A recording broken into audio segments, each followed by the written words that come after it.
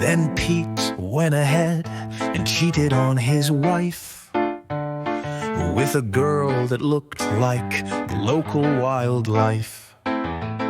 Throw on a saddle before you straddle that cattle. You'd prattle and self-tattle that you made the ceiling rattle.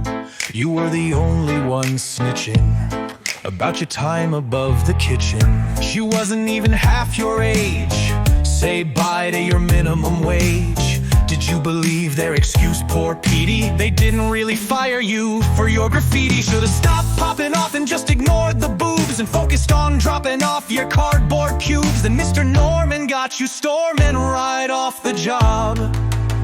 Walk right off the dock, 'cause you'll never replace Rob. I miss Cheryl and that guy Daryl who looked like Iggy Pop. But it was no surprise that he liked guys, so I made the touching stop. And Dennis would try to have a conversation with every woman in creation, even though he looked like a burnt hot dog from a gas station. And Esther sung. And Esther would pester till the fudge would fester. My ancestors must be jesters, 'cause I laughed when life distressed her. And Desmond wouldn't arrive until 11:45. And was Devin really alive? Each day his health would take a dive. And Nick at night would take delight in hearing us complain.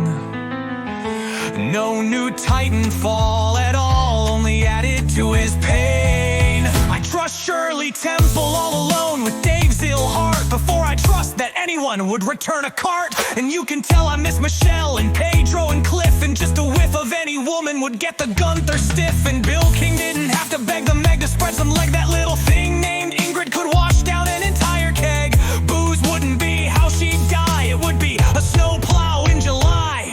It was hilarious when Darius told us he beat it on the trail. And Jeff, who must be deaf from across the street, couldn't make a bail. Lori would start a war when we'd open the door when it was hot. And you'd hear a roar through the entire store when she'd yell, "I'm not!" And we all thought running away from Ben was tough, until we realized 2 miles per hour was enough. Without his juice, his entire aesthetic was pathetic. You could deduce he was no athletic diabetic. And we'd question Gretchen's profession while Mitch the snitch wallowed in depression. I think the planet would flourish if they confessed to their war crimes. Like when Janet and Trish didn't put in my change of address after 4 times.